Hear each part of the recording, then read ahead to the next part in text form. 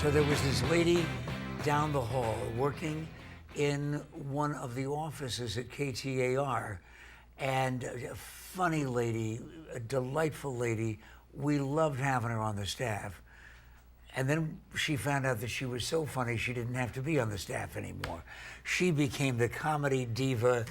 Danielle, are you having a good time on stage? I'm having a blast. Happy New Year, by the way. It's so good to see you. Well, I hope it's a Happy New Year to you. It is. For you, because, you know, when you're talking about life on the wicked, wicked stage, as a stand-up comic, it can be treacherous. Yeah, it can be a little brutal, but, you know, it's like a work in progress. You got to roll with the punches. For the most part, it's a blast. I really have a high off. But have you had punches?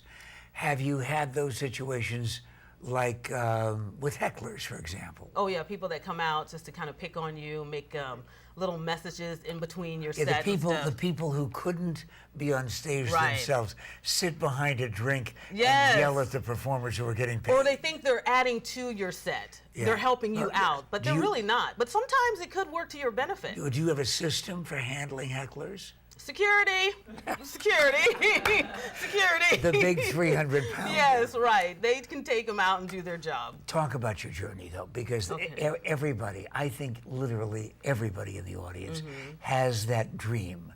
Sometimes they don't even share it with anybody. Okay. But, you know, if only I could, I'd love to do that. And I remember when somebody laughed at me when I told a joke. Right. You know, what about you? Well, it all started when I was doing radio in California. It was part of my morning show duties, was to go down to the local comedy club in Monterey, California, warm up the crowd, introduce the comedians. I had such a good time, and I got a chance to be creative and just talk about everyday stuff, things that were going on in my life, stuff at the radio station. And it was absolutely no pressure. I didn't feel like it was scary or like I couldn't do it. I always felt confident and comfortable. So I said, I'm going to do this one day, but I didn't want to pursue it then because I felt like I still needed to get some life experience under my belt and I needed to kind of grow as a person. But were you doing material at the same time, or were you just introducing the people who were there? No, I was doing a little bit of material, but basically it was stuff that I was talking about on the radio, mostly pop culture, entertainment news, celebrity stuff. And then just mixing it in with what was going on because I lived in an agricultural town. So it was kind of like mixing in some of that with the humor of what was going on with these celebrities and just finding a unique way of putting a spin on it. Making farmers laugh.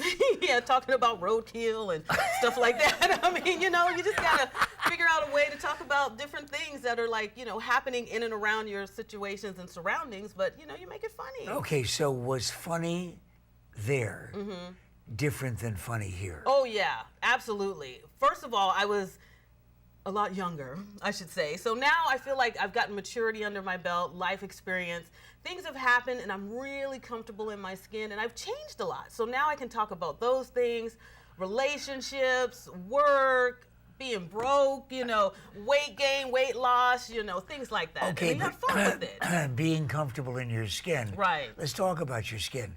Do you concentrate, as so many people of color do on stage, on race material? No, I don't. I still do talk about a little bit about race. I talk about my relationship because I am in an interracial relationship.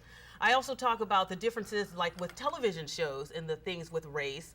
But mostly it's pop culture. It's related to me. I make fun of myself, the fact that I love my hair and I have a hair for every occasion in life. And, you know, my wigs got names and some of them are on timeout right now and I'm not talking to them. But for the most part, I mean, I talk about what's going on with me that can be relatable to somebody else. Okay, but are you doing this full time? No, not full time. I'm still working. I'm in school. I'm still writing, you know, for the online paper. But yeah, I do this in between, and it's a great way to be creative, release stress, get on stage, and just let it go, you know? I mean, all you would have to do is walk out and say, I'm an African-American woman. I'm in a relationship with a Russian professor.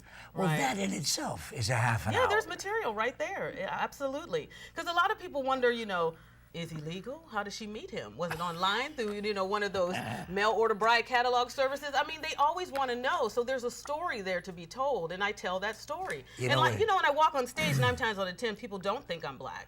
Because they can't obviously tell from the color of my skin, but I have to explain that I am. But, you know, so, you know, there's things that you have to do. Do you push the envelope as they did on the Golden Globes. Polar and Faye doing things like Cosby material. You know, I haven't touched the Bill Cosby stuff. Would you not do it? For right now, no, because it's not me, and I don't feel it's part of something I would talk about with conviction and comfortably. But if there was something that came down the road that I could feel I could pull a little bit from and turn it into something, then absolutely. Okay, now I'm going to put the pressure on. Oh, okay. here's the pressure. We've got 1 minute left. Okay. Make up a routine right now about a lady named Danielle, the comedy diva, performing somewhere locally. Oh, you want me to talk about what I do when I perform? No, I want you to tell everybody where they can see you. Oh, okay, where they can see me. Well, actually, you can see me this Friday. I'm going to be at the House of Comedy. This Friday? This Friday. The House of 16th. Comedy located where? It's on High Street in City North, right down from Desert Ridge Marketplace. Very well done. Yes, come see me, 7:30 and 9:45. See, you haven't lost it. It's so good to see you. Danielle the Diva, Pat the little guy, who says this is the Morning Scramble.